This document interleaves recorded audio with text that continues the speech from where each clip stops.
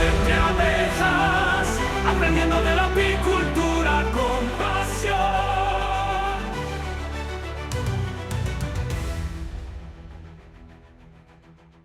La mayoría pensamos que para tener buena miel hacen falta dos cosas, un campo lleno de flores y unas abejas sanas.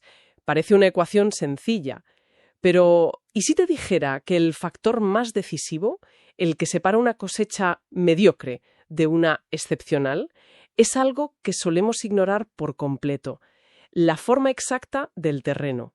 Hoy vamos a sumergirnos en un texto que a mí la verdad me ha volado la cabeza. Se llama Orografía y Rentabilidad, guía para el emplazamiento apícola. Y lo que me fascina es que aborda la apicultura no como simple ganadería, sino casi como una ciencia geofísica. Nuestra misión hoy es desgranar por qué la orografía, y con esto nos referimos a la altitud, a la pendiente, a hacia dónde mira una ladera, por qué todo eso puede convertir una colmena en una fábrica de miel o, bueno, en un pozo de trabajo sin fondo. Vamos a intentar entender cómo un apicultor experto lee el paisaje. Es que ese es el cambio de paradigma. La guía insiste en que no se trata solo de buscar dónde hay flores, que eso es casi el último paso. Se trata de entender el terreno como un sistema biofísico. La orografía, la forma del relieve, es la que dicta el viento que azota la colmena, la humedad que se acumula por la noche, las horas de sol que reciben. Es, como dice la guía, una aliada silenciosa o, si eliges mal, tu peor enemigo. Hay una frase que lo resume todo y que es potentísima. La orografía no es paisaje, es biología aplicada. Biología aplicada, me gusta. Vale, pues vamos a empezar a aplicar. El texto arranca con la altitud, como un primer gran filtro. Y aquí, ya me ha roto los esquemas. Intuitivamente, yo pensaría que la baja altitud, de 0 a 400 metros, con más flores, una temporada más larga, sería lo ideal. Pero la guía dice que es casi una trampa por la competencia y los pesticidas. ¿Es realmente tan mala como la pintan? Pues fíjate, no es que sea mala, es que tiene un perfil de riesgo muy alto. Tienes razón, sobre el papel es atractiva, las floraciones llegan antes, la temporada productiva se alarga. Pero claro, eso lo saben todos, así que tienes una competencia brutal de otros apicultores. Y lo más grave, estás en la zona de agricultura intensiva por excelencia. Eso significa una exposición a pesticidas y herbicidas que puede diezmar tus colonias. Y por si fuera poco, en verano esas zonas bajas se convierten en un horno, un estrés térmico terrible para las abejas. Entiendo. Es como una inversión de alto riesgo y alta competencia. Y la opción de los profesionales, la altitud media. El texto la sitúa entre 400 y 900 metros. Y la pone por las nubes. ¿Qué tiene de especial? Tiene equilibrio. Es el punto dulce, nunca mejor dicho. La primavera es más estable, sin los calores súbitos de la costa ni las heladas tardías de la montaña. Esto permite un desarrollo de la colonia mucho más progresivo y fuerte. Hay menos presión de ciertas plagas y enfermedades que prosperan con el calor constante. Y sobre todo, es el reino de las grandes mieles monoflorales de calidad: romero, tomillo, espliego, cantueso. Es una zona que ofrece una gran producción pero con un riesgo mucho más controlado. Por eso la guía la llama la elección del profesional. Y en el otro extremo, la alta montaña, a más de 900 metros. Eso suena a naturaleza pura, aire limpio, sin químicos. Un paraíso para las abejas, ¿no? Suena a paraíso, pero puede ser un infierno logístico y biológico. El texto es muy claro. Es un terreno solo para apicultores muy experimentados. La competencia es casi nula, y las mieles son exquisitas, sí. Pero la ventana de producción es cortísima, de unas pocas semanas. Una helada tardía en junio te puede arruinar la temporada entera. Y el invierno es tan duro que solo las colonias excepcionalmente fuertes sobreviven. Y no solo es un reto para las abejas, también para el apicultor. Me imagino que llegar con un camión a Sosidios para hacer la transhumancia debe ser toda una odisea. Claro, eso conecta con la logística, de la que hablaremos luego. O sea que la altitud, en el fondo, es una decisión de negocio, una gestión de riesgo. Exacto. No hay una altitud perfecta, sino una adecuada para tu modelo de negocio, tu experiencia y tu aversión al riesgo. Pero esto es solo el primer nivel. Una vez elegida la altitud, te encuentras con la siguiente sorpresa: algo que va contra toda lógica. El terreno llano, ese que todos querríamos para trabajar cómodos, resulta que es una trampa. Un momento, eso me cuesta creerlo. O sea, que toda la vida pensando que trabajar en llano es una ventaja, que no tienes que dejarte la espalda subiendo colmenas por una cuesta, y ahora resulta que para las abejas es casi un veneno. ¿Es un efecto tan dramático como para que un profesional descarte un sitio perfectamente llano y accesible? Absolutamente. Y la razón es una palabra: humedad. Los terrenos llanos, especialmente las hondonadas, no drenan bien el agua de lluvia ni el rocío. Generan nieblas matinales que pueden durar horas. Esa humedad constante es el caldo de cultivo perfecto para hongos y enfermedades como la anosemosis, un parásito intestinal que destroza las colonias. Una colmena en un sitio así está permanentemente resfriada, gastando una energía brutal en secar el nido en lugar de en recoger néctar. Así que sí, un apicultor experto ve un prado llano y precioso y, a menudo, sale corriendo. Alucinante. Entonces, si lo plano es malo, y supongo que una pendiente del 45% es una pesadilla para trabajar, ¿dónde está el término medio? Aquí viene uno de los detalles más reveladores de la guía. Una de esas cifras que marcan la diferencia. La pendiente óptima está entre un 3 y un 8%. Un 3 y un 8. Sí. Es una inclinación casi imperceptible a simple vista. Podrías pensar que es llano, pero es funcionalmente perfecta. Es suficiente para garantizar un drenaje natural del agua, evitando encharcamientos y la acumulación de aire frío. Pero es tan suave que no dificulta el trabajo. Puedes mover las colmenas, usar una carretilla y trabajar con seguridad. Es un detalle de una finura increíble. Vale, ya tengo mi ladera con la pendiente perfecta. Ahora toca orientarla. Supongo que con que le dé el sol es suficiente, ¿no? O quizás mejor que no le dé el sol de mediodía para que no se achicharren en verano. Esa es la intuición lógica. Pero la guía es mucho más específica y nos lleva al corazón de la biología de la abeja. Hay una frase demoledora: la luz es producción. Y aclara, las abejas no trabajan por capricho sino por calor. Necesitan una temperatura mínima para volar. Y aquí es donde entra la orientación, que es el factor que actúa como el despertador de la colonia. El despertador. Sí. La guía identifica lo que llama la joya del apicultor: las laderas orientadas al este o sureste. Ajá. ¿Por qué? Porque son las primeras en recibir el sol de la mañana. Ese primer calor es crucial. Calienta la tabla de vuelo, la piquera y eleva la temperatura dentro de la colmena. Esto activa a las abejas peconeadoras mucho antes. Si tu colmena se activa a las 8 de la mañana y la del vecino en una ladera oeste se activa a las 10, le estás ganando 2 horas de trabajo cada día. Multiplica eso por toda la temporada.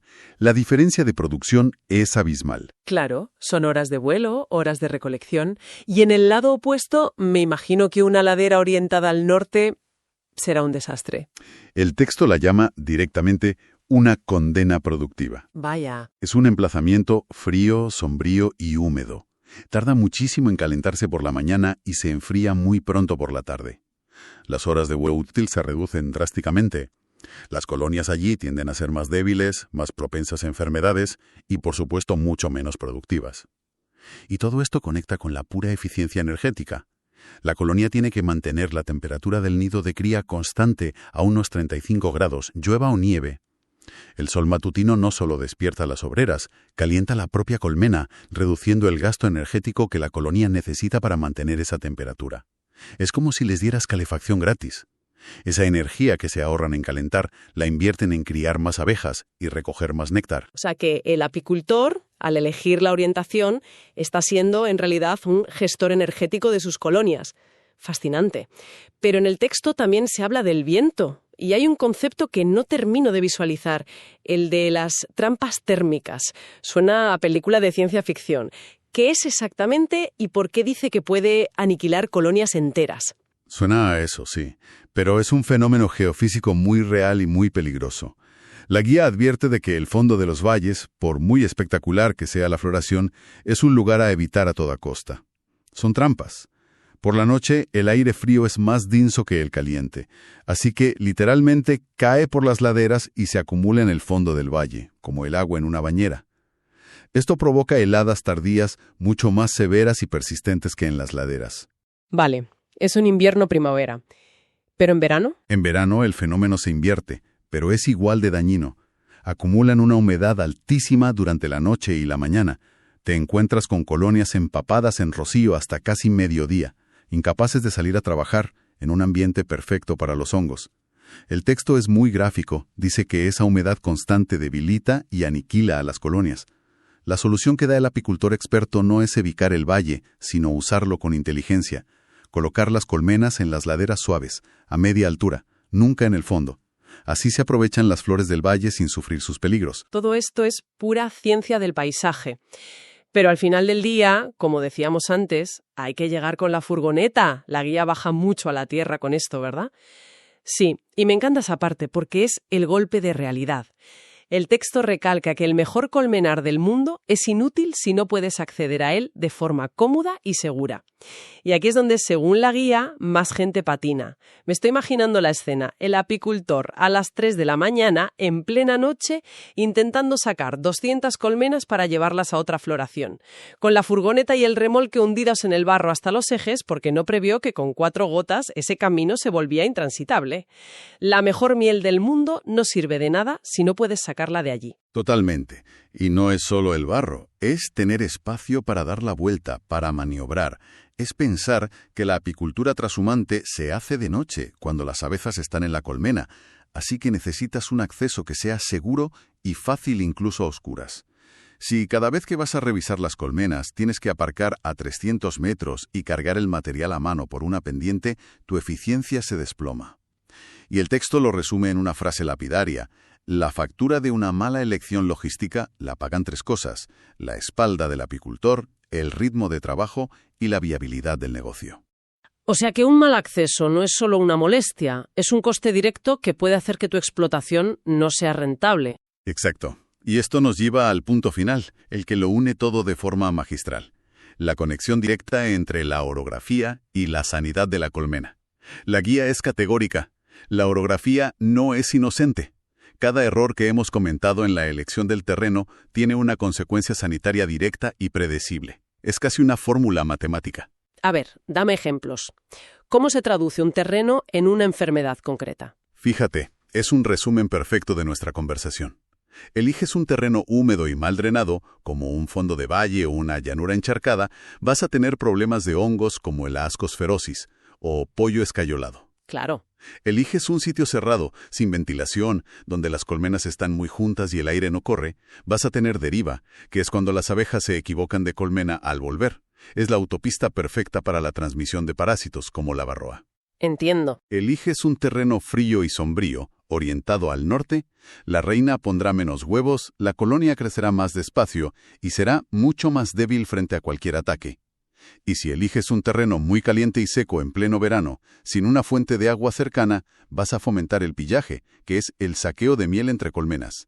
Las colonias fuertes atacan a las débiles y en ese proceso se contagian enfermedades a una velocidad de vértigo.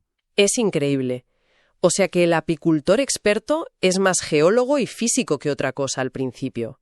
La elección del terreno es, en sí misma, el primer tratamiento sanitario. Esa es la idea más potente de toda la guía. Los mejores apicultores no buscan flores primero, buscan el terreno correcto primero. Porque saben que una buena elección orográfica es la mejor medicina preventiva. Te ahorra tratamientos químicos, te ahorra trabajo, te ahorra dinero y, lo más importante, te ahorra la pérdida de colmenas. Entonces, resumiendo este viaje, queda claro que elegir dónde poner una colmena es una decisión de una complejidad brutal.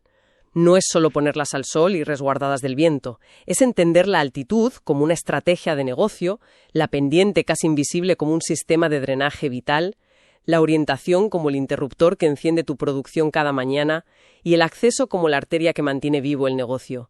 Es saber que un prado llano puede ser una trampa y el fondo de un valle florido un peligro mortal.